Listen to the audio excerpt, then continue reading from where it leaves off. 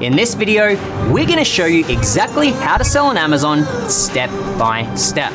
But this isn't just a video of us talking through the process. Instead, you're going to see over our shoulders as we show you all the steps we've used to launch our own products here at Jungle Scout. This past year, these products have combined for over $250,000 in sales. So I guarantee this will be the most complete guide to selling on Amazon that you'll find here on YouTube. Now, we're going to be sharing a lot of information today, probably more than you can take in one sitting. So make sure to bookmark this page and subscribe to the channel so that you can refer back to it again and again. To make this even easier for you, each section is timestamped in the description below. So as you come back to the video, you can jump straight into the section you need. Now, let's make some money.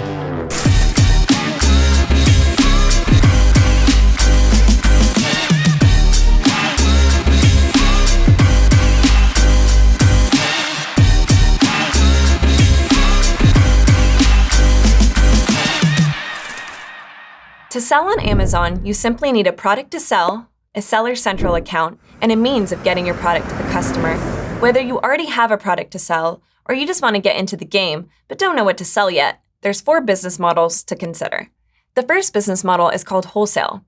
This is the practice of purchasing branded products in bulk from another manufacturer, supplier, or distributor, and then reselling them on Amazon. The second business model is called retail arbitrage.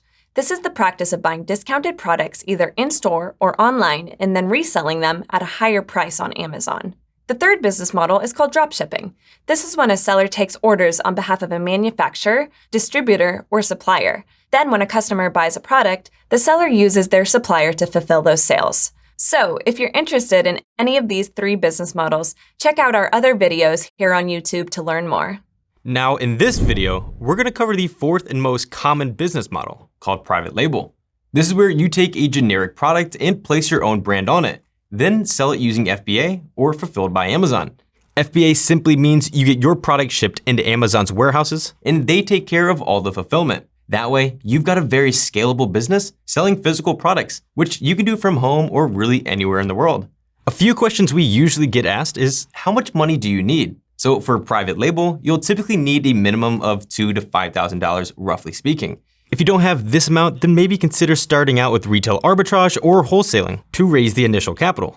The other question we often get, how long does it take to get this business up and running? Well, if you're just starting out, it can typically take around 3 to 4 months from the day you first start until you receive that first sale, assuming you're doing this on the side of a full-time job or other study commitments. Of course, this timeline would be much shorter if you have more time available. Now, let's get right into step number 1. Step number 1, find a product to sell. Trying to find the right product to sell on Amazon can often feel like navigating through the jungle without a proper tour guide. That's why I'm here to help guide you throughout this process of finding a winning product to sell on Amazon. Now, no more monkeying around, let's get right into it. But first, a couple of pointers. Number 1, make sure your product decisions are data-driven and not just what you think is going to sell. Remember, the product you choose is the foundation of your business, so you want to spend extra time in this stage. Next is to use a product research tool. You can do product research on your own, but tools make it much easier. Throughout this section, I'm going to be using the Jungle Scout product database as well as the Chrome extension to make sure our decisions are based on data, not just opinions. Because we'll be using them, here's a quick overview of how they work. With the product database, all of the products on Amazon are loaded into this database here, and we can search and sort through all of them using advanced filters.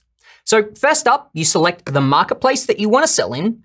And here we just recommend selling in whatever marketplace you're comfortable with, or if you don't have any preference, the US is a really good one because it's the biggest marketplace. Then you choose what categories that you want to sell in, the product tier, whether that's regular or oversized, the seller type, whether it's fulfilled by Amazon, fulfilled by a merchant, or just sold by Amazon themselves. And then you input your filters.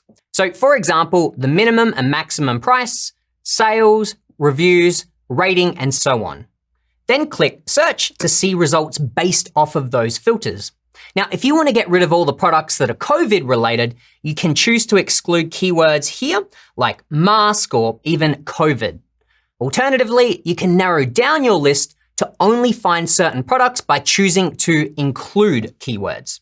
With the Chrome extension, here you'll see real-time sales data based off of an Amazon search results page, So you just go to Amazon.com, search for a potential product idea, and then the page will just populate with lots of great information such as monthly and daily sales, revenue, estimated net profit, and more.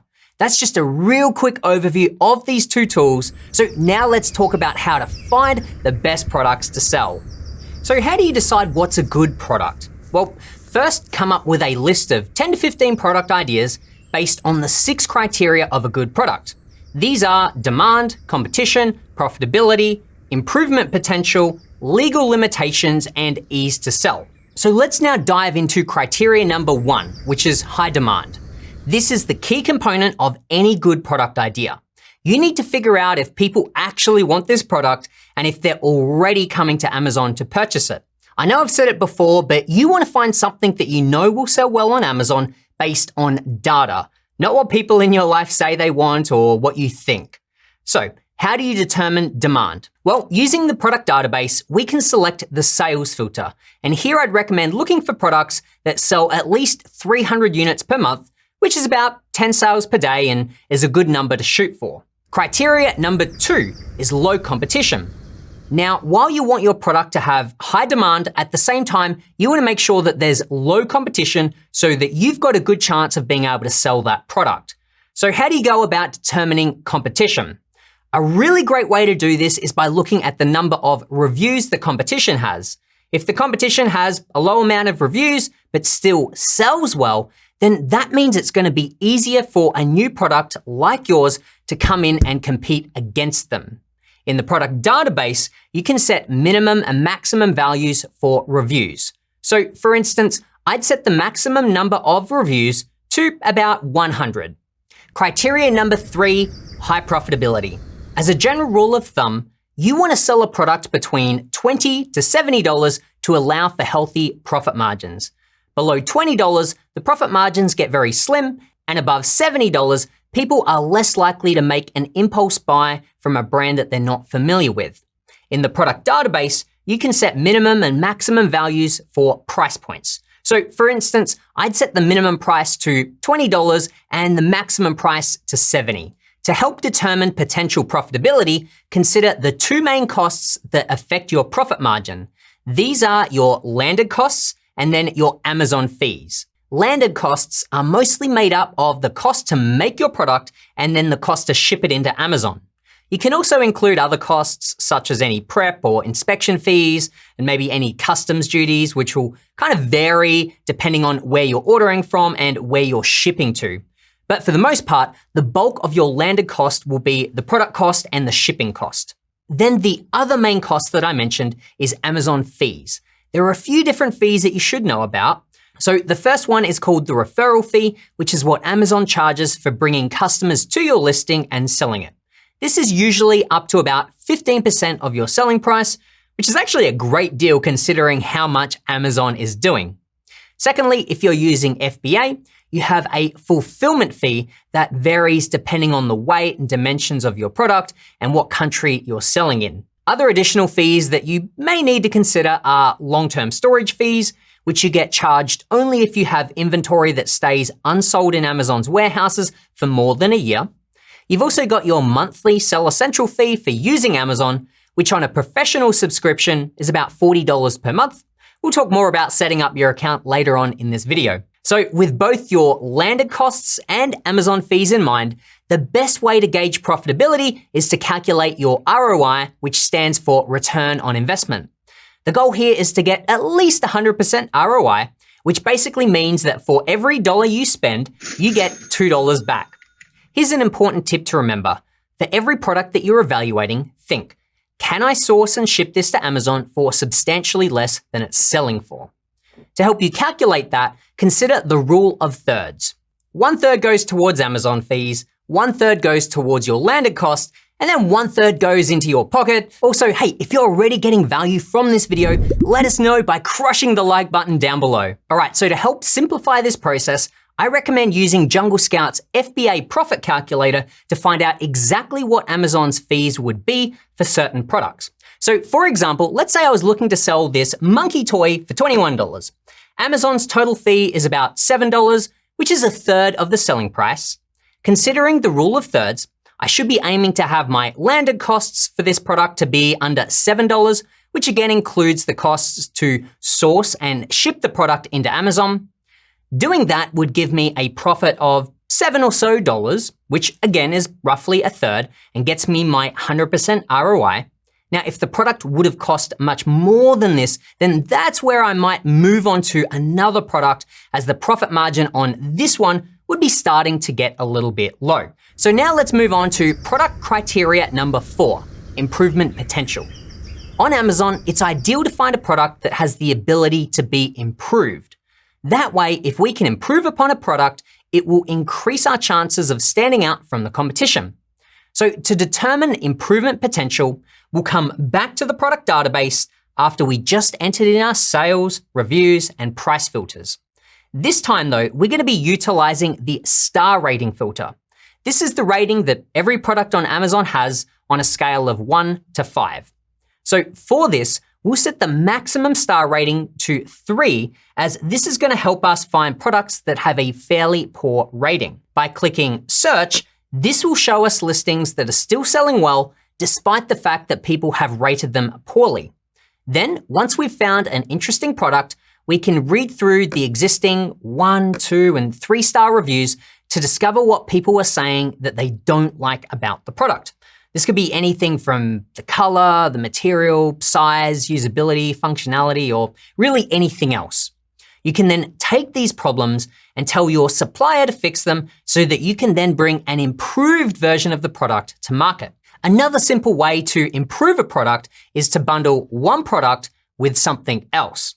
So if you look at a listing, you'll see a frequently bought with section, and if you see the same items being frequently bought together on multiple listings, then it could be a good idea to bundle them together.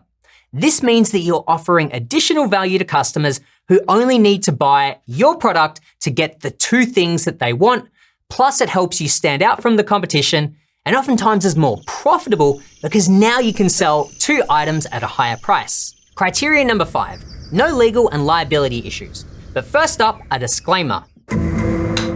I'm not a lawyer, but I did want to touch on this because we get these questions all the time. The most important questions to ask yourself when it comes to selling a potential product is, are there any existing patents on this product? You can't sell something that has a patent on it. Patent basically just means that someone else owns the rights to the design or the way that something functions.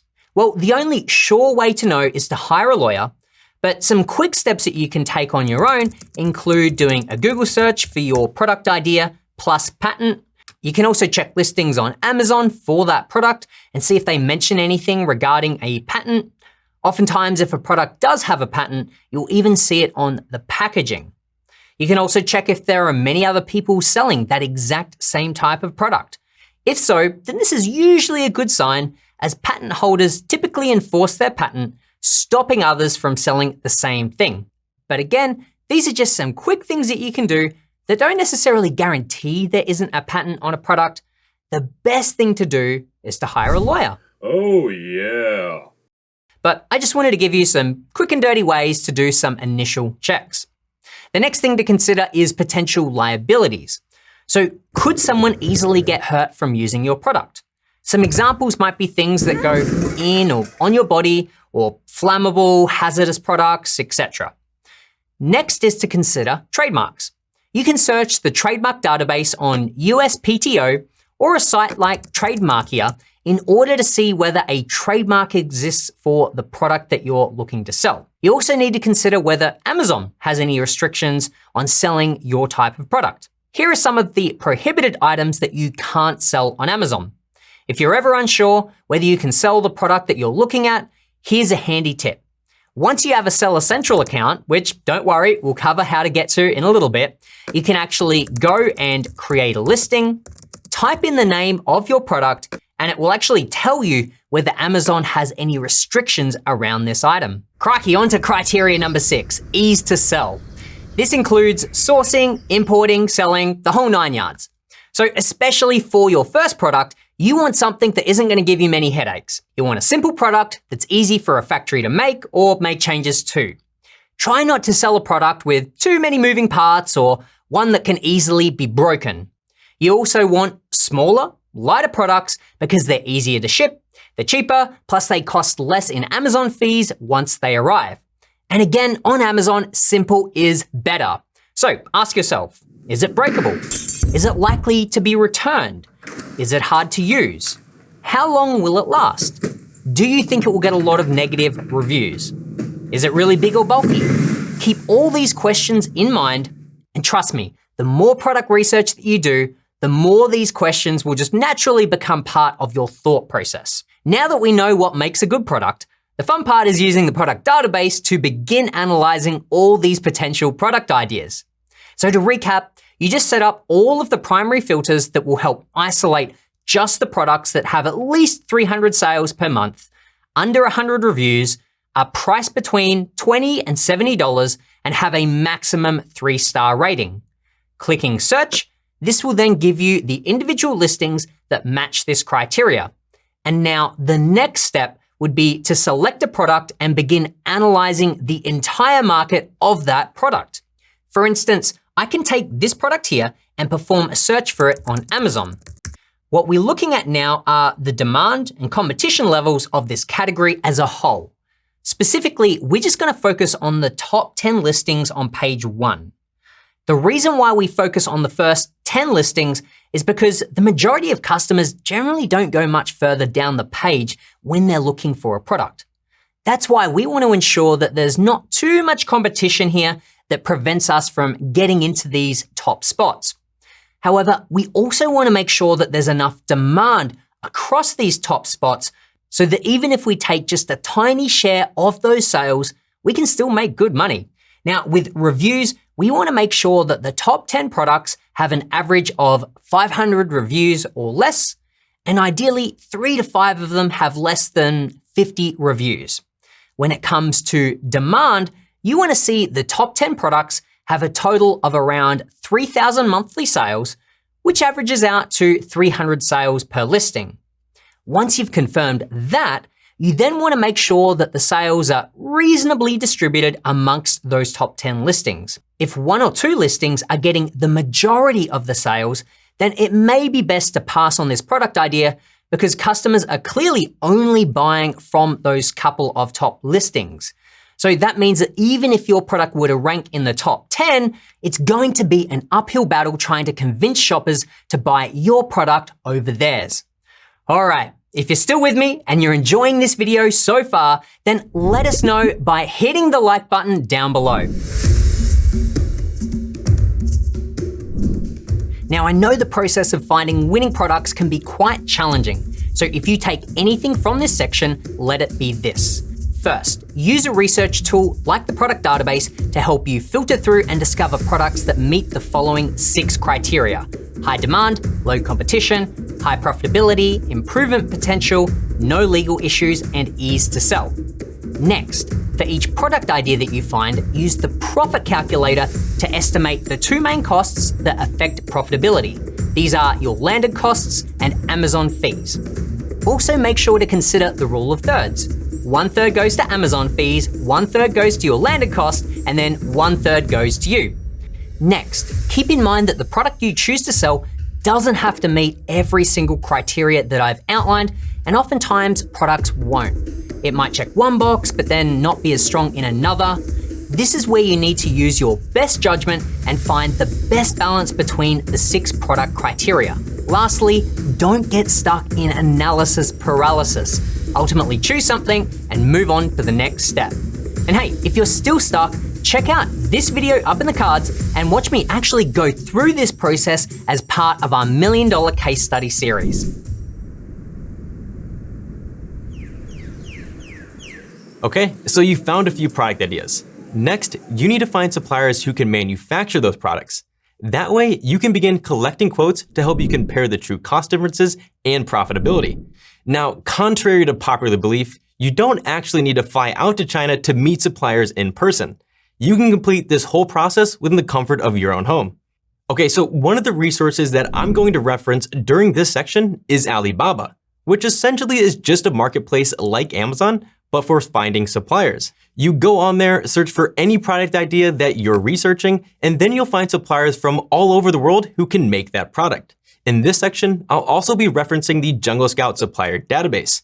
The purpose of this tool is to easily find or verify suppliers. The way we do this is by collecting free information on all the shipments that are imported into the United States and the suppliers that are doing them. With it, you can see exactly how many shipments a supplier has sent into the US, which gives you an idea of their size and authenticity, especially if they've done a lot of shipments. And if the supplier hasn't got much on record, then they may not be as credible or as experienced as you might like. Here, you can search for suppliers by typing in the product name, the company name if you happen to know a company in the US that sells that product, or you can even search by entering the name of the supplier themselves.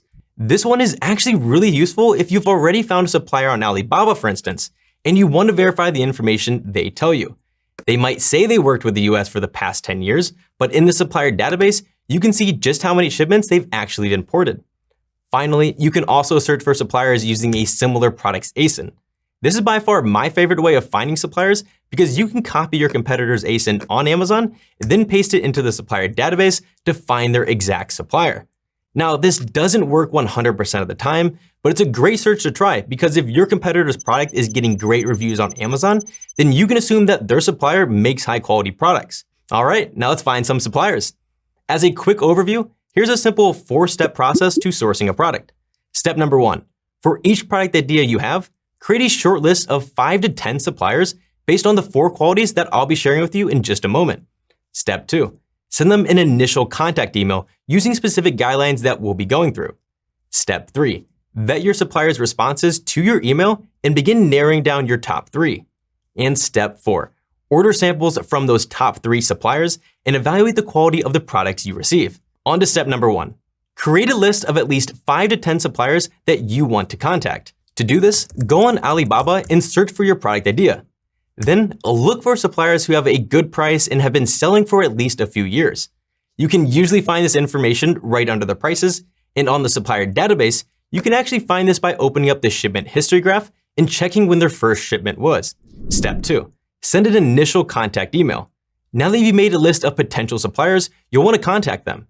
This will give you the necessary information about your product and will also let you judge their level of communication. To do this, you'll first need to track down each supplier's contact information. On the supplier database, you can actually just click this button to search for it on Google. The other option is to contact them through Alibaba's messaging system, but fair warning here, this can get a little messy. Here are some actionable tips on what to include in your initial email. First, introduce yourself, then lay out your product requirements. Keep in mind, it's always best to do this in a bulleted list. You want to include what your product is called and add as much detail as you can regarding the product specifications. You should also include a picture of your product with any potential modifications clearly marked. A tip here is that you can use a tool called Snagit to easily create these. Now, some potential questions you should ask is how much a sample will cost and what the lead time is to receive one. What is the best price per unit that you can offer? What payment terms do you offer? What is the minimum order quantity? What is the product lead time? What type of packaging do you offer and does your price include packaging? One last thing, make sure you send this email out to your entire list of suppliers so that you can judge their responses equally. And yes, we made a free template of this email for you to download, so go ahead and check it out with the link down in the description. And hey, while you're down there, if you're getting any value from this video, we'd really appreciate it if you smash the like button. Okay, now some things to note regarding the responses you're going to get. The quoted price you'll receive will differ depending on the number of units you're ordering and whether the shipping items will be FOB, which is where the supplier is responsible for getting your product to the port and then you pay for everything after that. Or the second option is called EXW. This is where the supplier is not responsible for getting your goods to the port and you must pay and arrange to get it shipped from the supplier's warehouse all the way into Amazon. EXW is typically cheaper, but FOB is more common. In both cases, you want to work with a freight forwarding company that takes the headache out of handling all the logistics for you, especially if you chose EXW. And don't worry, we have a full section later on in this video dedicated to finding and hiring freight forwarders. Okay, on to step 3. This is where you begin vetting your suppliers to narrow down your list to just the top 3. As your responses start coming in, you can track all this information inside the Jungle Scout supplier tracker. This is an incredibly helpful way to begin narrowing down your top 3 suppliers, as this tool allows you to input quotes, sample cost, shipping cost, and any other details you receive from suppliers. You can even take notes throughout the entire process, including how easy communication was. Where this notes section really comes in handy is to keep score of all your favorite suppliers. There's 4 qualities of a good supplier that we always look for, so keep these 4 in mind to help you narrow down your list. Quality 1 is to have a high quality product. On Amazon, customers mostly buy based on reviews, so a low quality product will ultimately lead to bad reviews. A good way to check this is to get multiple samples from different suppliers in order to compare the quality. Also, keep an eye on what regions each supplier is creating products for. The Middle East, Southeast Asia, and Africa typically have different quality standards than Europe or North America. A great way to check this is to enter the supplier name into the supplier database. Once you do that, you should be able to find the companies they sell to in the US, and then you can track down a listing of that product on Amazon. From here, you can see the reviews that customers give this product, which is ultimately the best way of judging the quality. But also, don't get too confused here. It's okay if the supplier is selling to someone else who's already listing the exact same product on Amazon. If you do choose to go with them, then you'll be getting your own branding and packaging to help separate your product from theirs. Quality number 2 is experience. Look for a factory that is producing your type of product for a long time. Again, you can see the supplier's import history in the supplier database, and you can also check their Alibaba profile to see the amount of years that they've been in business. For this step, it's important to know that suppliers will usually be in one of 2 categories, either a manufacturer or a trading company. A trading company is more of a middleman that purchases products from a variety of suppliers and then resells them. Generally, you want to work directly with the supplier to get the best prices and easily discuss any changes that you might want done. It's harder to do that with a trading company because, again, they're more of a middleman, and because of this, their prices are typically a bit higher as they're out to make a profit as well.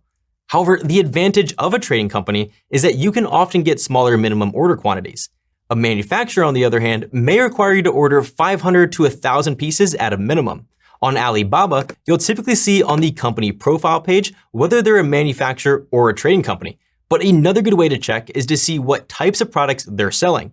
If you see lots of different products that would typically be made using different materials or different machinery, then they're probably a trading company.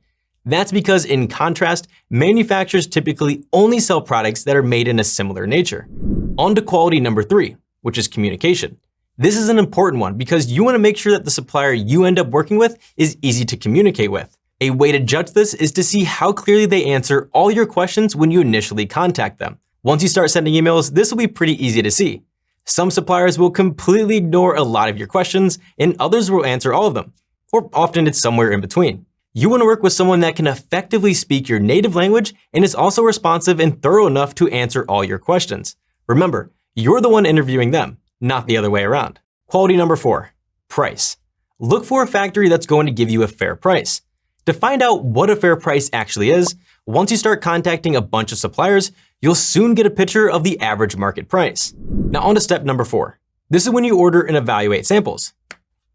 A few notes regarding this. It's typical for you to pay anywhere from $50 to $150 for just a single sample. The best way to pay is with a wire transfer, although PayPal is often quite common for ordering samples as well. The other payment method to be familiar with is using trade assurance through the Alibaba platform. This can be good to use as it provides a little more protection for your payments that you can set. In this case, paying through a wire transfer is the main option you would most likely use, and this is also the same method you're going to use to place your first order on Alibaba. Now, when you finally receive samples, make sure you take the time to compare them. What's the quality of the sample like? Use it in the way that the customer would and see how it holds up. Also, how quickly did the sample arrive? Was the communication easy? Based on all this information, for each product idea you ordered a sample for, it's now time to pick your favorite supplier for each one. One thing I note here is that a supplier will rarely be perfect in every single area. Usually, you just have to weigh up the pros and cons and go with a supplier that ticks the most boxes. For new sellers, I know firsthand just how intimidating this part of the process can be. So here are a few important takeaways to remember. First, use Alibaba and the supplier database to find suppliers that make your particular style of product. Then, send those suppliers an initial contact email like the template we provided earlier. Next, narrow down your list to the top 3 suppliers that meet each of the 4 qualities of a good supplier. Those are having a high quality product, experience producing your type of product, they communicate effectively, and they give you a fair price. Lastly, order samples from a few different suppliers to test and compare the quality of each one. After this process, you'll ultimately land on one supplier per product idea that you want to do business with. Okay, now if you would learn much better from watching somebody actually go through this entire process, check out this video up in the cards to see how we recently found our supplier during the $1 million case study.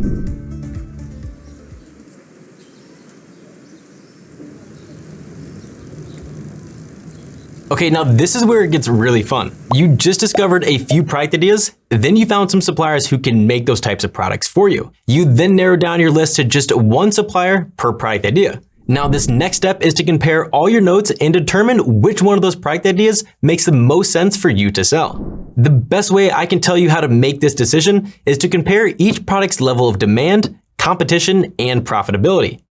You can easily do this inside the Jungle Scout product tracker, as this tool was built solely for this purpose. Now, what this does is for each product you add, it tracks the daily sales along with other metrics over time so that you can be confident that your product has enough demand before you invest money into it. For example, if my product idea was, say, a birthday sign, I'd go ahead and run a search for birthday signs on Amazon and begin adding at least the top 10 listings on this page.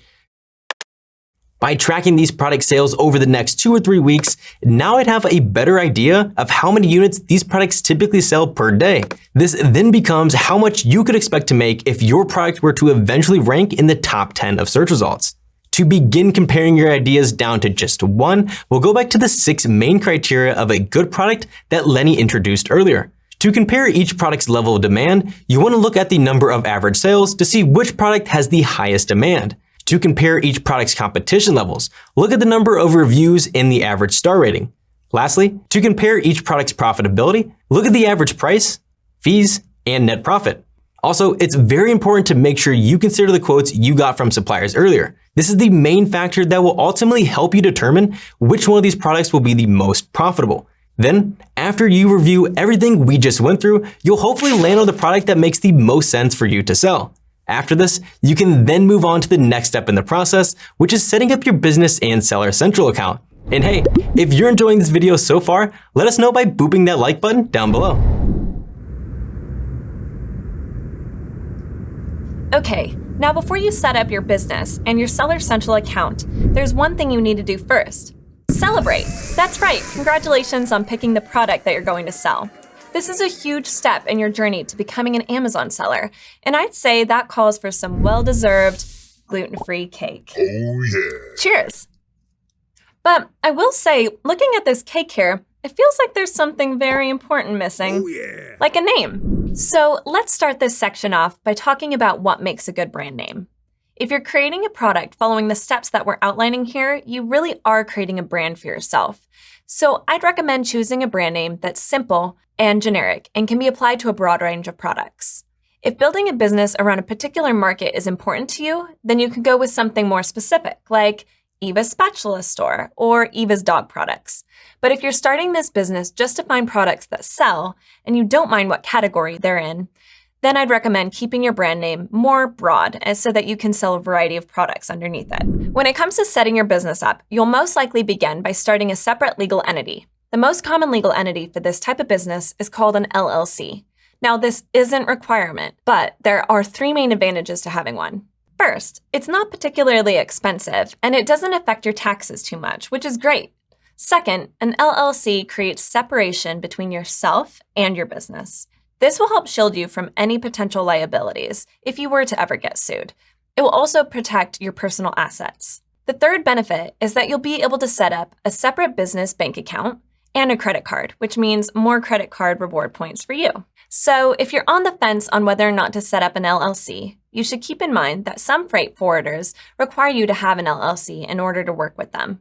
And as far as a name for your LLC goes, this doesn't really matter, just because Amazon isn't going to display this to your customers anywhere. As far as how to set up your LLC, this is really up to you, but I recommend heading over to LegalZoom because their website is easy to follow and it lays all of the steps out. The next important part of your business that you'll need to do is set up your Amazon Seller Central account. This is the headquarters for Amazon and running your Amazon business, so I'll take you through how to set up an account in the US marketplace. And if you're planning to sell outside of the US, the steps are very similar. First, to sign up for your account, head over to services.amazon.com. Here you'll get to choose what marketplace you want to sell in. My recommendation is if you live in the US, then you want to sell in the US marketplace. But if you live outside of the US in a country that has their own marketplace, then sell in that one if it seems easier to you. For instance, it might be easier to sell in your own country because you understand your country's tax regulations and so on. Otherwise, you can always sell in the US marketplace as well. If you're selling from outside of the US, check out our other YouTube videos regarding the extra challenges that you might face and how to overcome them. We'll put that video in the cards for you up here. Next, you have two options, an individual or a professional seller central account. If you're serious about your Amazon business, then I recommend a professional account. But here's a quick description of both. Individual is a free account that Amazon will charge you 99 cents per sale, and not all categories will be available to you. You also won't have access to certain features such as advertising.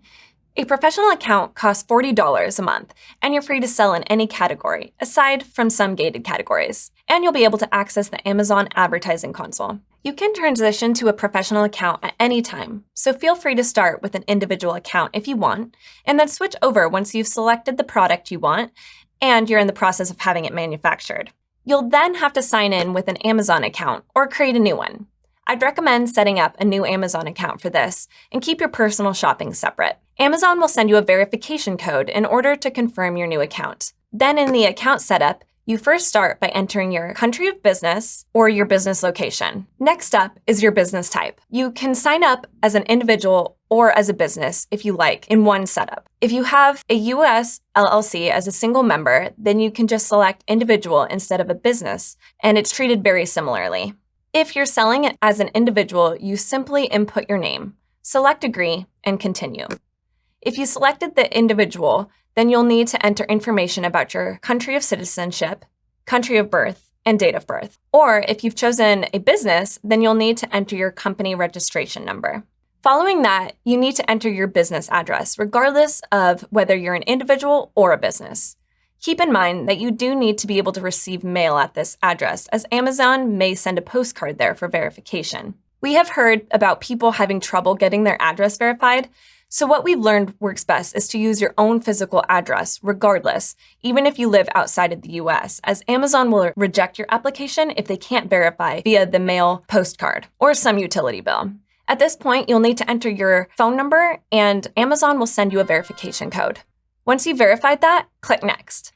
Now you need to enter a credit card to charge your subscription to.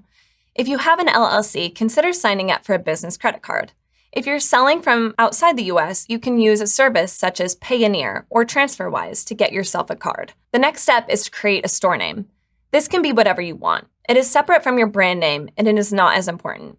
You can always change it in the future. Do you have UPCs for all of your products? I would say yes, because you will need these for any product that you list. And don't worry, we'll talk more about that in the next section. Now, are you the manufacturer or brand owner? In our case, yes, we're a private labeling, which means that we are the brand owner and the manufacturer. If you've already gotten a trademark for your brand, then you can say yes here, as this is the beginning of the brand registry process. But if you're just starting out, you likely won't have this, and you can click no. You can always apply for brand registry at a later point. On this final screen, double check that your information is correct and upload any necessary documents for Amazon to verify you. This might change depending on what country or information you've entered. Then click Submit, and your account will be reviewed by Amazon and hopefully set up soon. And that's it. You now have full access to Amazon Seller Central. A quick note here is if you don't get verified the first time, I just encourage you to try again. Next, we're going to talk briefly about Amazon Brand Registry. This is a program that Amazon rolled out a few years ago that allows brand owners to have a greater listing control, additional functionality, and additional protection over all products within the registered brand. To sign up, you must have a registered trademark, which is typically the hardest part. It usually takes a long time to get, often 6 to 8 months. You can speed up this process by taking advantage of something called the Amazon IP Accelerator, where if you use Amazon's pre-vetted law firms, Amazon will allow you to enroll in brand registry once you've applied for the trademark instead of waiting until the final registration. Amazon Brand Registry isn't a requirement to start selling on Amazon, but it does have some great benefits. Some of these benefits include being able to report listings that are violating your intellectual property, utilizing A+ content, which allows you to add more images and text on your listings and create a brand story, and upload videos that will display under your secondary images. A+ content features are known to increase your conversions by 5% or more. Another great benefit of Brand Registry is the ability to create an attractive Amazon storefront.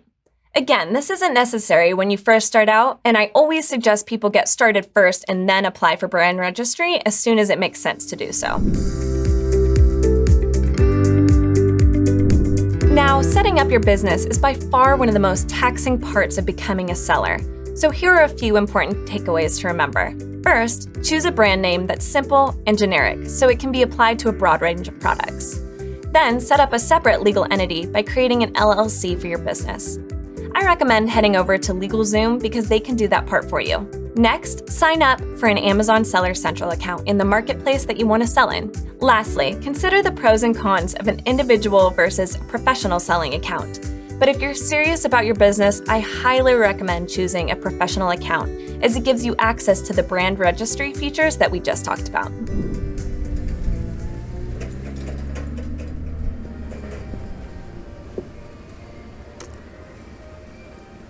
So before we go much further, we should talk about packaging and Amazon barcodes. For starters, in order to even create a listing inside your Seller Central account, Amazon requires that you have a UPC barcode. This is the barcode that you will essentially see on all packaging.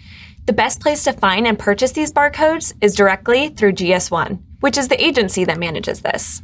They can also technically be purchased from third-party sellers at a cheaper rate. However, this is against Amazon's terms of service, so I'd advise using GS1 codes. Amazon requires you to have one UPC barcode per product and per product variation that you're selling. To purchase your barcodes, go to gs1.org. On the right-hand side, click on Get a GS1 barcode, then the website will walk you through the process of purchasing your barcodes. Once you've purchased your UPC barcode, you can create your product packaging. This is a very important step as you need to meet certain requirements, so let me walk you through the two main requirements for your product packaging. The first one is you must include the country of origin. This is wherever your product was manufactured. The second requirement is an FNSKU barcode. This is the code that Amazon requires for all products being sent into their warehouses.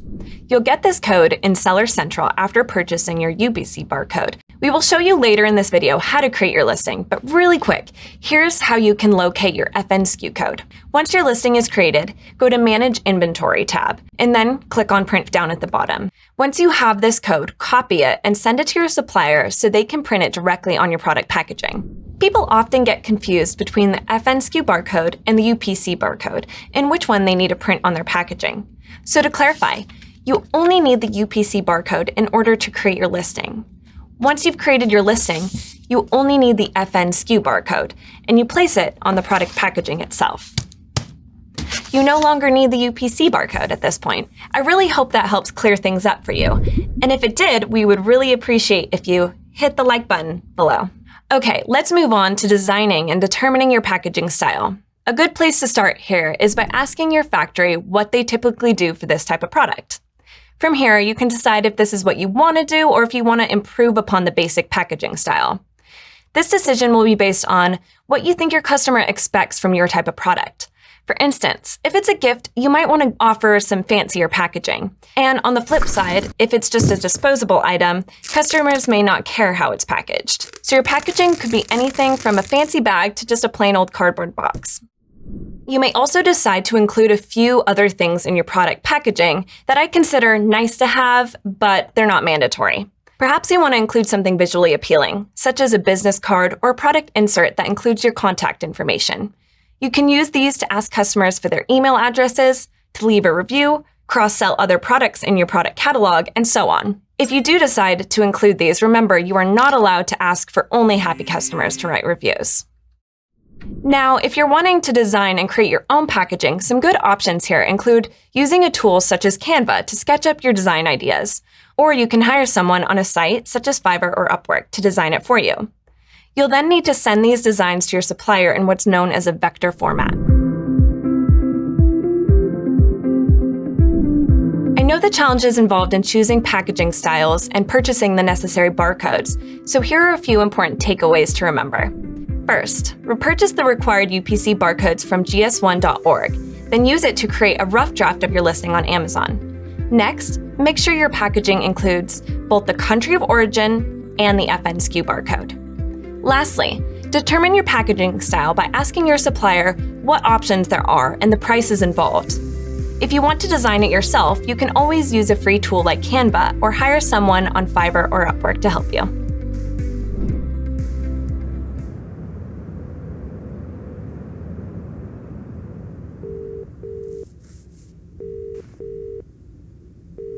Now on to step number 6, which is placing your first order with your supplier.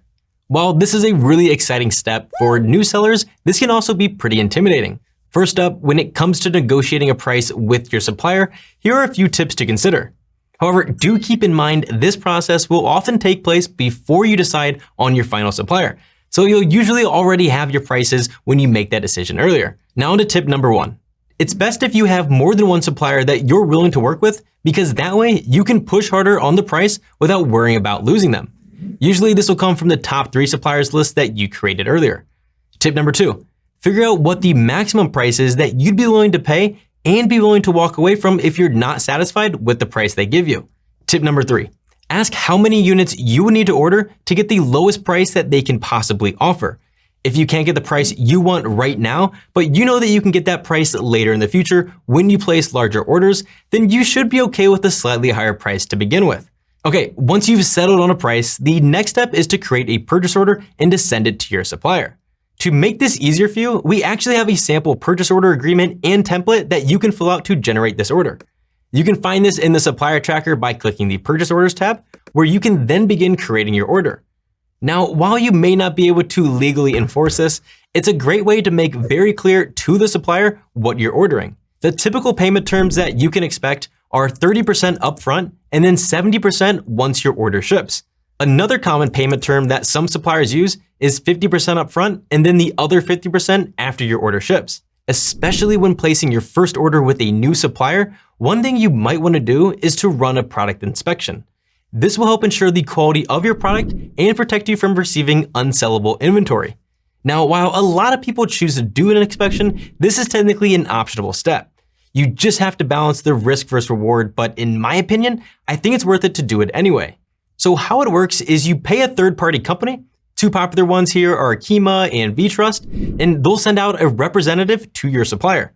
They can check for specific things that you ask them to look for, but they'll also have their own list of standard checks to go through. Now, even if you got a great sample from your supplier, you still want to ensure that your first order lives up to that same standard. And while inspections are relatively cheap, if you don't have enough money to pay for one, you can also run what we call a poor man's inspection. This is where you just ask your supplier to send you pictures throughout the process or video chat with you so you can see the products yourself. For example, you may notice that your supplier is using the wrong label, or maybe something else you notice is off. But doing this will allow you to bring up this mistake so that it can get fixed before it's too late. Additionally, you can even include this in your agreement within the purchase order. Something we've done in the past here is added a section that states the shipment must pass the inspection, and if it doesn't, then the supplier needs to fix the problem and then pay for a new inspection until it passes. This is another great way to hold your supplier accountable for creating high-quality products. Okay, now you want to take everything you just learned in this section and go ahead and get the ball rolling by placing your first order. Just make sure to keep these important takeaways in mind when you go about this process. First, try to negotiate the price with your supplier and figure out what the maximum is that you'd be willing to pay and be willing to walk away from if you're not satisfied. Next, create a purchase order with the template we provide in the supplier tracker and make sure to include order agreements that keep your supplier accountable. Lastly, I'd highly recommend running an inspection to ensure the quality of your product. But if you're on a tighter budget, you can always ask your supplier to send you pictures throughout the process or video chat so you can see the products yourself.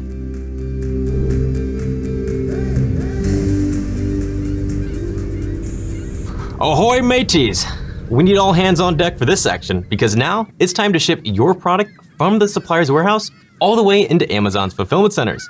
There's 2 main ways you can ship your product, either by air or by sea. When it comes to sea shipping, this is the most popular option as it's going to be much cheaper. It will cost you roughly $1 per kilo, but this cost does vary as it deals more with the volume than it does the weight. With sea shipping, You can usually expect it to take about a month or so for your product to arrive into Amazon, although more recently, it's been a bit longer with delays due to COVID and especially during the Q4 time period.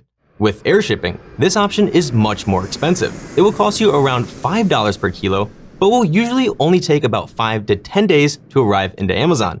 If your shipment is very small and lightweight, then air shipping might make a lot of sense for you. If you're in a rush to get your product into Amazon, then this will certainly be your best option. Now, if you want to run a tight ship, I strongly recommend hiring a freight forwarder. This is someone who arranges the entire shipping process for you.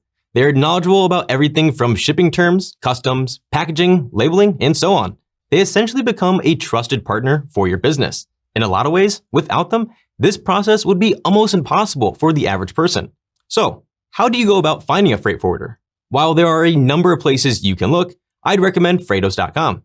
Here, you can compare quotes from multiple freight forwarders and determine which one works best for you. How this works is you first select your origin, which in this case will be your supplier's factory. Then, choose the country your supplier is located in. Lastly, type in their address.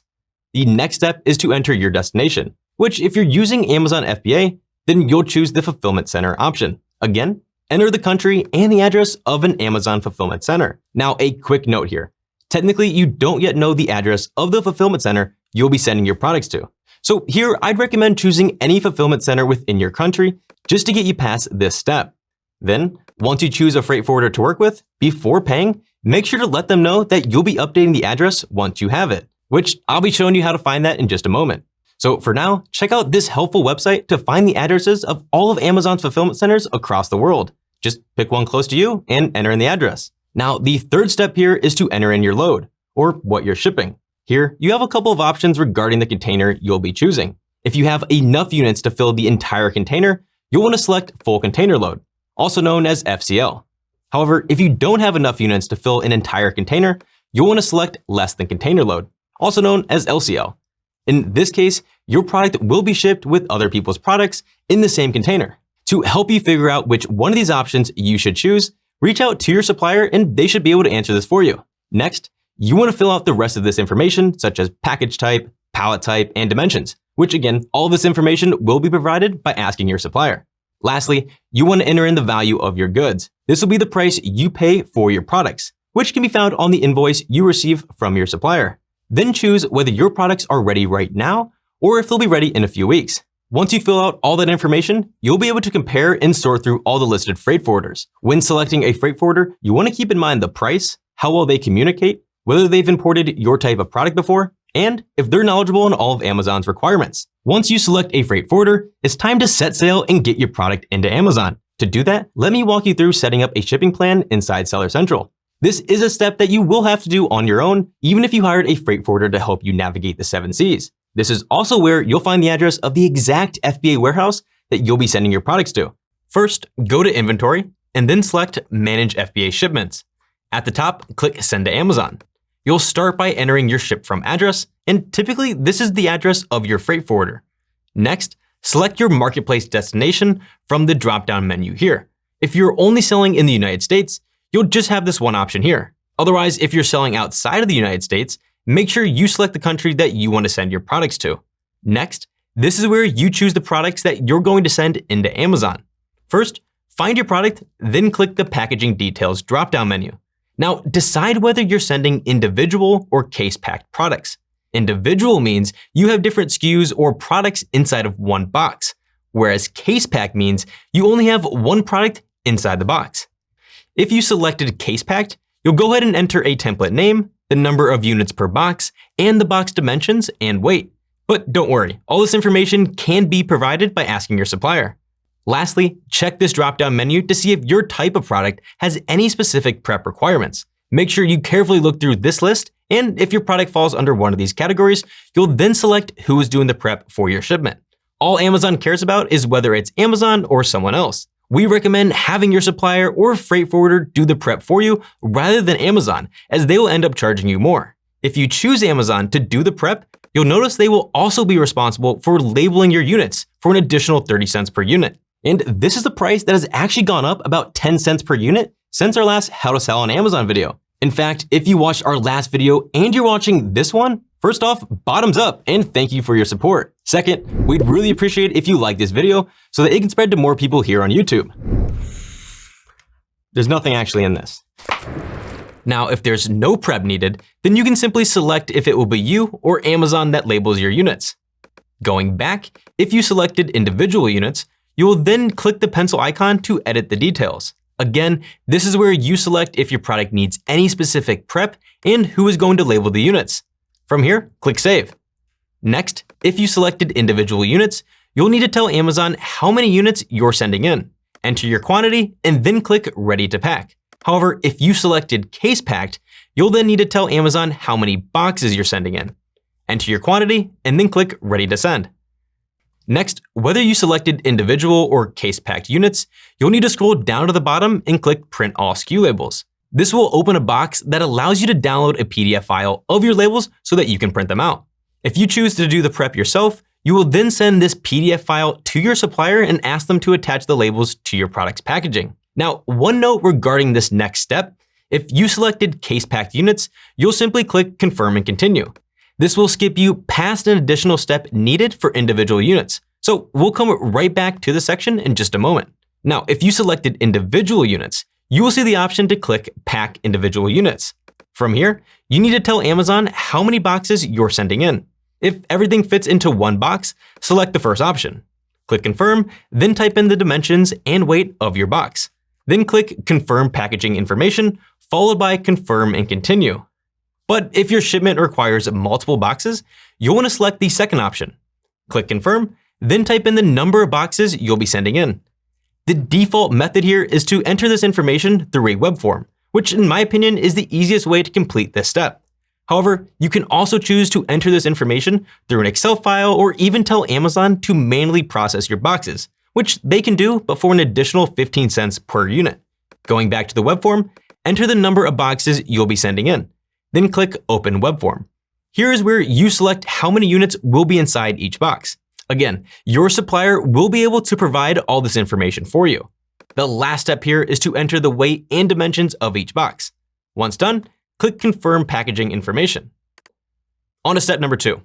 Now, like I mentioned in the previous step, if you selected case-packed units, this will actually be the same workflow you'll see regardless of if you choose individual or case-packed units.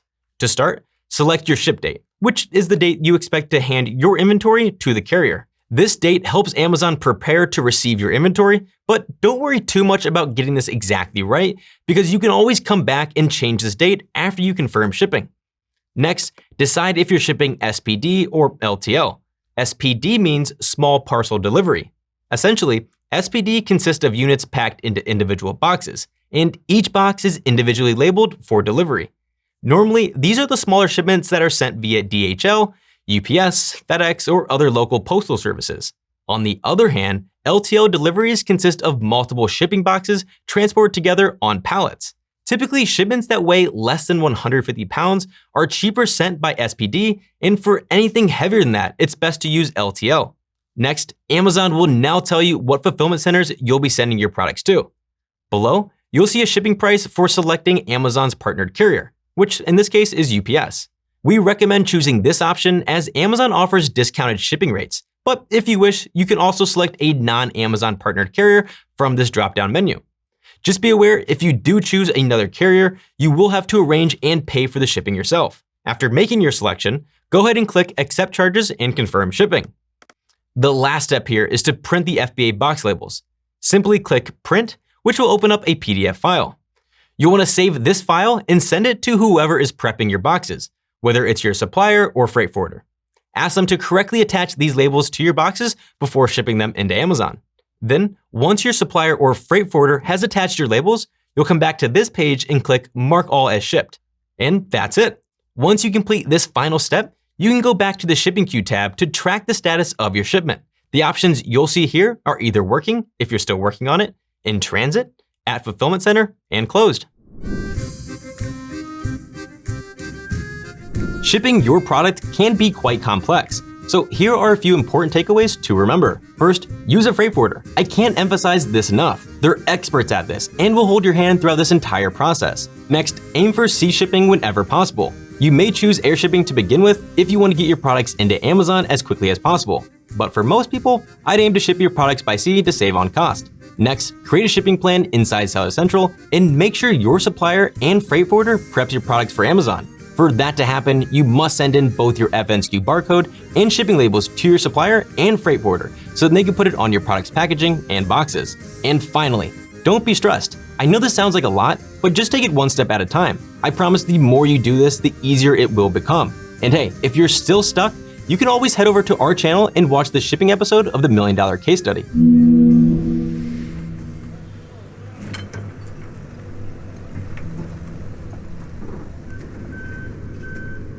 Next up, we're going to talk about building your listing on Amazon. This is how customers find and purchase your product, so this step is incredibly important. As we just mentioned, it takes some time to get your product shipped into Amazon, so creating your listing is one of the few things you can actually do during this time. I'll be taking you through a 6-step process for building a successful listing. First, you're going to research keywords to include in your listing copy.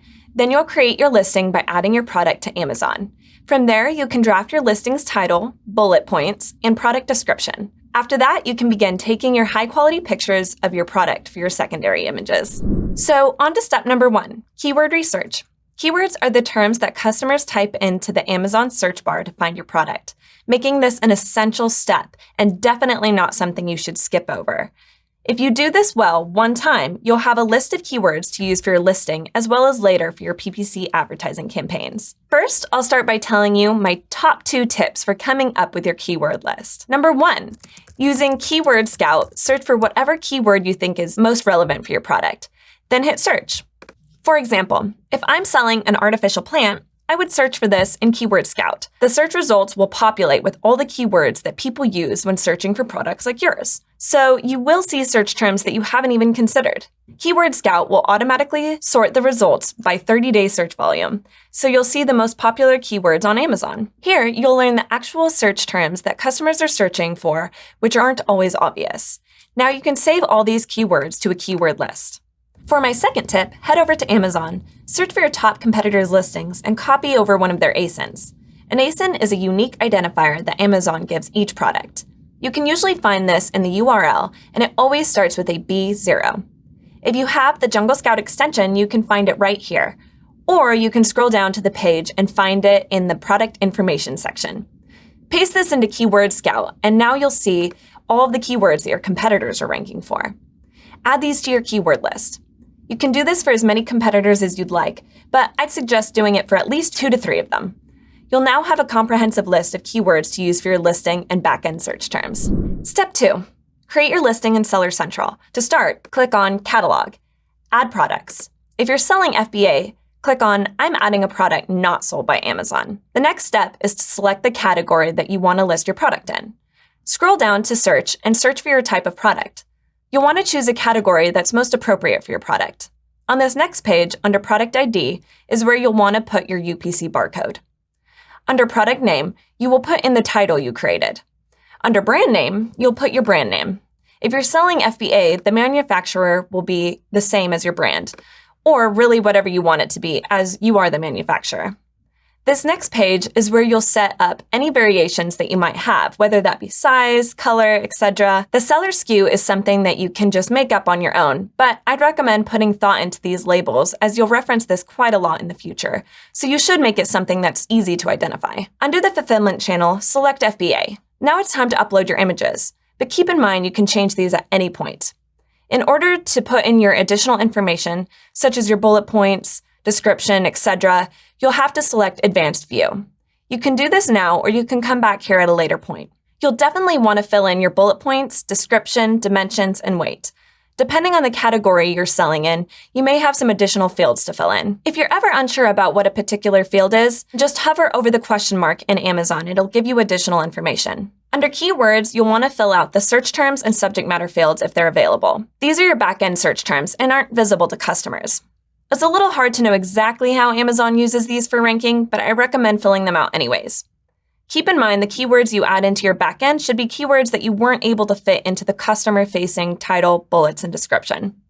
Once you click Save Changes, your listing will now show up in Seller Central. You can go back and edit the listing details at any time. Keep in mind that your listing won't be active or public on Amazon.com until you've sent inventory in. So it's okay if you haven't completely finished your listing, and if you want to go back and work on it, as long as it's finalized before you actually start selling. We do have a separate video on this topic if you'd like to learn more. Step 3, draft your listing title. I recommend doing this in Listing Builder, one of the tools inside of Jungle Scout. This will help you organize your keywords and help assure that you don't use any duplicate keywords, and it will also help you incorporate all of the top performing keywords in your listing.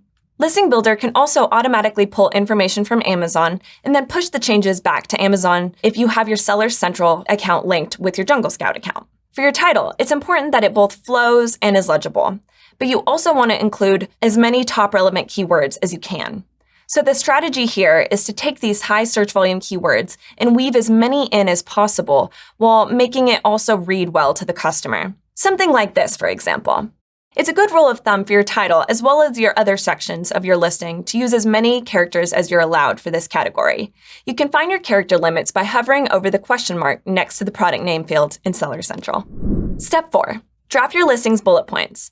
While your title is all about the keywords, the focus of your bullet points should be to inform customers about the top features of your product. But you should also include the rest of your highly searched keywords here. Again, use as many characters as you're allowed to. Different categories have different character limits, anywhere from 80 to 500 characters, including spaces. So make sure you find out exactly what that is for your product before you start writing. There's nothing worse than writing some awesome 500 character bullet points and finding out you have to trim it down to 250 characters. If you're not sure what to write about, you can always check your competitors' listings to get some inspiration. You should pay attention to their bullet points, the questions section, and the reviews section, and a few additional tips for your bullet points. Put the main keywords at the beginning of each bullet in all caps and offer a money-back guarantee. Amazon always gives this to their customers anyways, so you may as well use it to your advantage. If there are any customer complaints on your competitors' listings that your product overcomes, then you should also include this in your listing. Remember, you can always go back and edit your listing copy, so don't stress too much. Step 5, draft your listing's description. Like the other components of your listing, this can be drafted within Listing Builder. This section is less likely to be read by your customers, but you can use it to include additional keywords, talk about your brand, or anything else that you want your customers to know. If you're brand registered, you can actually replace the description section with what is known as A+ content. This allows you to add additional images and text to your listing, highlighting the things that make your product and your brand superior to competitors. You can find this in Seller Central under Advertising, then A+ Content Manager. When you're designing your content, make sure to view how it's going to look on a mobile device, as A+ content actually appears before your bullet points on mobile devices. Amazon has different templates you can utilize to build your A+ content layout, but if you don't have design experience, I recommend hiring someone to help. On to step number 6, which is to take images of your product for your listing. Images are incredibly important for your listing, so you need to put a lot of effort into this step. You essentially have two options. Either you take images yourself, or you can hire a professional. But my word of advice is put the iPhone away, use a professional camera. These are some of Amazon's requirements. Your main image needs to be against a plain white background with no props included, or watermarks or logos. 85% of the image has to be taken up by your product. It must only show the product that is for sale and can only contain text that is part of the product. If you'd like your image to be zoomable, then it'll need to be at least 1,000 by 500 pixels. But I normally recommend using 2,000 by 2,000 pixels as a rule of thumb because zoomable images tend to help conversion. Once a customer is on your listing, your goal changes a little bit. You now want to convert them into buying. And your pictures can play a huge role in that since your customer isn't able to physically experience your product before they purchase. You want your pictures to clear up any confusion they might have, as well as allow them to picture how life would be better if they buy your product. One way of doing this is including lifestyle images. These are images that show your product in use, giving the customer a way to put themselves in the model's shoes. These images should hit on their emotions. They are a little bit harder to get, but they're definitely worthwhile. Additional visual elements that you can add into your listing are infographics. This is design work that's on your photos that highlights the main benefits of your product. You can create a competitive matrix, show the dimensions of your product, and add arrows that highlight the main benefits or any other design elements that highlight what sets your product apart. You're usually able to upload 7 to 9 pictures, and I'd recommend adding as many as you're allowed. Keep in mind that many customers will be browsing on mobile devices, so keep your design simple and clear. If you're brand registered, you can also include videos in the photo section. Now, I hope you're still enjoying this video. If you are, let us know by hitting the like button down below.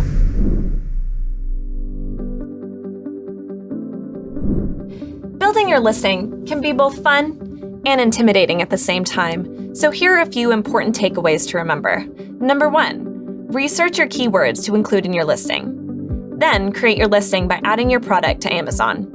From there, you can add top keywords from your list to your listing's title, bullet points, and product description. You may also consider replacing your product description with A+ content. This is the perfect place to highlight what makes your product stand out. Lastly, capture and upload high-quality images of your product by either taking them yourself or hiring a professional.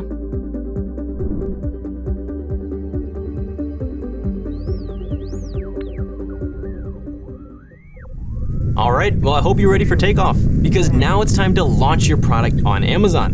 When your product first hits the market, it's mission critical that you get off to a hot start right away and capture sales. That's because it's believed Amazon gives your product a bit of a boost during its first month, so you'll want to make sure you take advantage of that. Now, in order to skyrocket your sales out of this world, you'll need to first get your product ranked within Amazon search results. While Amazon hasn't revealed exactly how they determine search ranking, there are 3 main factors that play a big part. Let's walk through them. The first and most important factor is keeping your product consistently in stock. When your product goes out of stock, Houston, you have a problem. Not only will you be suppressed within search results, but you'll also be penalized by losing valuable keyword ranking that can take you months to rebuild. The second factor that affects search ranking is relevance, which is impacted by both visible and invisible elements. Visible elements refer to the keywords customers see throughout your listing's title, bullet points, and product description. Invisible elements refer to the back-end product information and search terms that are only seen by aliens, or Amazon's algorithm. So when you're creating your listing, make sure you fill out as much information on the back end as you possibly can so that the algorithm has enough data to figure out what your product is. And the third factor that affects search ranking is customer success. In other words, this is the performance data that Amazon uses to evaluate how shoppers are interacting with your product. The main metrics involved in this is your click-through rate, number of add to carts, purchases, and customer reviews. Okay, so you need sales, got it. But how many sales do you need each day in order to rank higher? Well, this number will vary depending on what keyword you're trying to rank for. You can easily find this information inside Keyword Scout, which will tell you how many daily sales you need to be getting to begin ranking on page 1 for that keyword. Let's now talk about conversion rate and how to increase it. One of the most important factors that affects your conversion rate is your price point. So how should you be pricing your product when you first launch? One thing you can do is to check to see what your closest competitors are charging.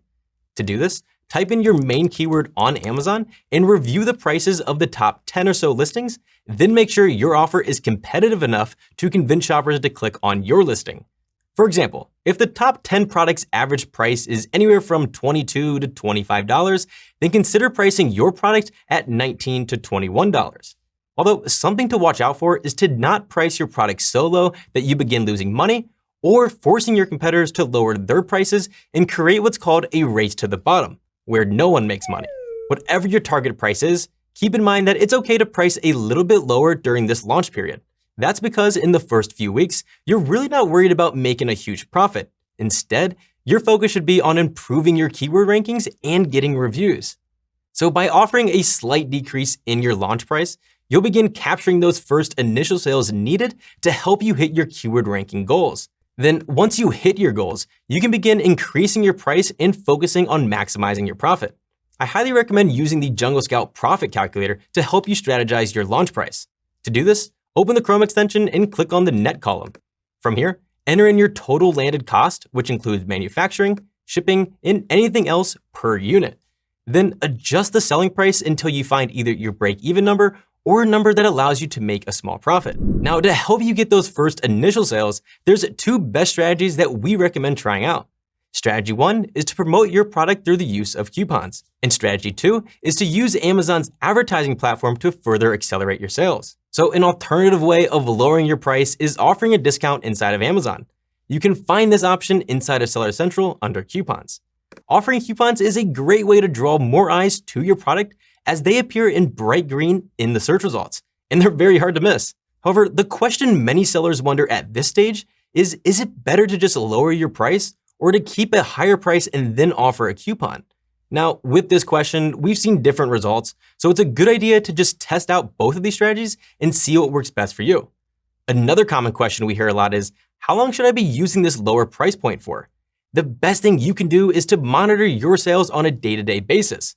Once you're getting enough organic sales to become profitable, you can start to incrementally inch up your price. Typically, once you're getting around 10 to 15 organic sales a day, you can start doing this. Now, the other main strategy that we recommend for getting initial sales is using Amazon PPC ads.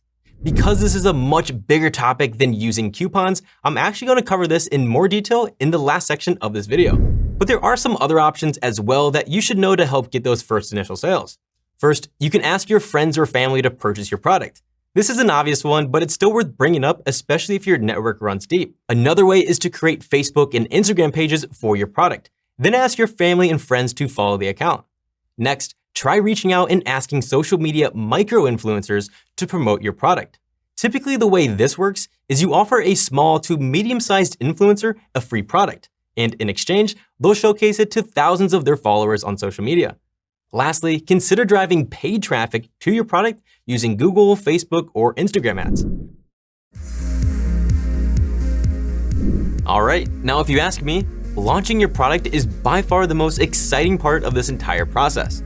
So here are a few important takeaways to remember. First, keep in mind the 3 factors that affect your product's search ranking. These are consistently being in stock, product relevance, and customer success metrics. Second, to improve your conversion rate, you'll need to have a competitive price point and a good amount of reviews. More on that in the next section. Also, when pricing your product, use the Profit Calculator tool to help determine your initial launch price. Now, to get your first sales, consider offering steep discounts by using coupons and then running Amazon PPC campaigns. Lastly, consider setting up additional marketing campaigns such as Facebook or Instagram ads to help drive even more traffic to your listing. Okay, now after all the excitement of launching your product, it's time to come back to earth and focus on the next important step. Reviews are one of the biggest drivers in customer sales since over 90% of shoppers read reviews and then use them to make a purchase decision. So, how do you get reviews? Well, there's 2 main ways that I'm about to share with you. The first is the Request a Review button, and the second is the Amazon Vine program. Also, without doing anything to bump up the number of reviews that you can get, the average rate of review is about 1%. In other words, on average, 1% of your customers will actually leave you a review. But there is one way you can improve your rate of review, and if you do it right, you might be able to get this number up to about 4%. So the best way to get more reviews and to increase your rate of review is to simply request a review from your customers. A ton of sellers aren't aware, but this is actually a feature already inside of Amazon's order detail screen. Once here, you can ask Amazon to send your customers a review request email for any purchase within the last 30 days. And while customers often opt out of receiving emails from sellers, this is one that they don't typically opt out of. However, clicking through it the way Amazon designed can be an incredibly time-consuming task. That's why we created an easy way for Jungle Scout users to automatically send out these review requests every 24 hours, without any effort on your end. Let me show you how this all works. To access this feature, click on Marketing, then Review Automation. And as long as your account is synced to Seller Central, this process is extremely easy. All you have to do is toggle this switch to the on position, and the rest is history. Just set it and forget it, because Jungle Scout will now automatically send out review request emails to each of your eligible orders every 24 hours. Another way to get more reviews early on is to enroll your product in the Amazon Vine program. This has been available for a number of years on Amazon. However, you must be a brand registered seller to use this program. You'll see it under advertising and then by clicking Vine. Essentially how this works is you give out products to pre-vetted Vine reviewers who are people that Amazon thinks leave great reviews. They can request your product, and once they receive it, they will leave a review, which is usually quite thorough. In the past, this program was free to use, other than the fact that you had to send products away for free to just a few reviewers. However, since October of 2021, Amazon has since recently added a cost to take advantage of this program. Right now, that cost is about $200 for each newly enrolled product, which Amazon says is to ensure the long-term sustainability of the program. Even with this price, I still think this is a great strategy to help get those first product reviews and worth the cost to incorporate into your launch strategy. Getting product reviews early on is a vital part of launching your product, but it's not just about growing the number of reviews you get, but growing your review percentage. To help increase both of these, I strongly recommend enabling the review automation tool inside of Jungle Scout to automatically send out review requests for you. It's as easy as set it and forget it, because now for as long as you sell your product on Amazon, a request to review your product will automatically be sent to every order you receive. This will save you countless hours doing this manually inside Seller Central, and the best part is, this feature is 100% Amazon compliant. Which brings me to a good point. You will get caught if you break their terms of service, so it's not worth breaking the rules. Lastly, consider enrolling your product in the Amazon Buy-in program to invite the most trusted reviewers on Amazon to leave a review in exchange for a free product.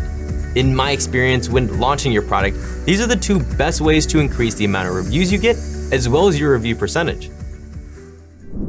All right, I briefly mentioned advertising earlier and how it can be a bit of a science to master, but it's not exactly rocket science. As long as you take the time to learn all the ins and outs, you'll see just how important it is to your success. There's a lot to cover on this topic, so I'm just going to be running you through the basics. But when you're ready to learn more, we have an entire masterclass on this topic, and you can find it with the link down in the description. Okay, for starters, PPC stands for pay per click, which is a model of internet marketing where you pay when a shopper clicks on an ad that goes to your listing. As I mentioned during the product launch, PPC will help get you those additional sales, and it's great for helping you gain rank on keywords because you can target specific keywords, and then all those sales you get on that keyword will help improve your ranking. Now, there are 3 types of PPC campaigns on Amazon, but in this video, I'm going to focus on the one that's most common and the one that we found to be the most effective. These are called sponsored product ads. These are the ads that appear on the top and bottom of the search results page, as well as in the product carousel within listings. As with all types of PPC, you're only charged when someone clicks on your ad, not when your ad is displayed. There are 2 types of sponsored product campaigns. These are automatic and manual campaigns. Automatic campaigns are the easiest to set up and therefore a great place to start. In this campaign type, you're allowing Amazon to bid on keywords for you. Essentially, Amazon will choose which keywords to bid on based off of your listing's title, bullet points, description, and backend keywords. This is another reason why it's important to do proper keyword research and have your listing fully optimized. On the other hand, manual campaigns take a little bit more work setting up because in this campaign type, you have to select the keywords you want to target. However, this of course gives you more control over your advertising and the ability to fine-tune your bidding strategy. Let me show you how to set up an automatic campaign, which is a great place to start when you're first launching your product. To begin this process, from Seller Central, click on Advertising, then Campaign Manager. Next, click on Create a Campaign. Start by giving your campaign a name. For now, we'll just call this Automatic Targeting. Under Portfolio, select your product or create a new portfolio and name it with your product. Here, you can set an end date if you want, but I typically leave these running without an end date. Next, you'll set your daily budget. If you have the money, I'd recommend about $50 or so. Otherwise, start at $20 or $30 per day. But just keep in mind that your budget may not last the entire day. Here, this is where you select automatic targeting. Next, this is where you pick your campaign bidding strategy. For automatic campaigns, I recommend dynamic bids up and down. A fixed bid refers to the exact amount that you want to pay for each bid, and this will never go higher or lower than what you set it to. In contrast, dynamic bids up and down means that Amazon will adjust your bid higher if they think you have a good chance of getting a sale, or they'll adjust it down if they think you have a poor chance of getting a sale. Dynamic bids down only just means that they'll only adjust it down and not up. Now, let's create an ad group. For this, we'll just name it Automatic. Here, you'll select the product you want to advertise. Now, select your default bid. Remember, this is the maximum amount you'd be willing to bid, not necessarily the entire amount that you will spend. You can also utilize Amazon's suggested bid amount, but if you have the budget, I'd recommend going with a bid slightly higher than the suggested bid. The last section here is to set up negative keyword targeting. This is an optional step where you pick any keywords that you don't want to bid on. For example, if you're advertising drinking glasses, you might want to make sure that you don't show up for sunglasses. Otherwise, you can just leave this section blank. Now click Launch Campaign and you're all set. Now, creating a manual campaign is a very similar process. However, you will instead be entering your own keywords. For this, I recommend copying over the same keywords you found earlier when doing keyword research. Now, if you'd like to see firsthand how we use campaigns to launch our latest product in the $1 Million Case Study, make sure you check out this video up in the cards.